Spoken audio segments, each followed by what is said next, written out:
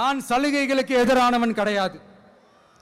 மக்களுக்கான சலுகைகளை இலவசம்னு சொல்லி அசிங்கப்படுத்துறதுல எனக்கு உடன்பாடு கிடையாது. மக்கள் காசுல மக்களுக்கு செய்யறதை எப்படி இலவசம்னு சொல்லுவீங்க?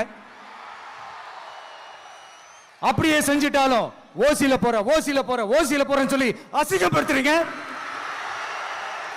என்ன கேட்கறதுக்கு ஆள் இல்லைன்னு நினைச்சீங்களா? மக்களுக்கு ஒண்ணுன்னா இந்த விஜய் வந்து நிப்பா, இந்த விஜய் வந்து கேள்வி கேட்பா.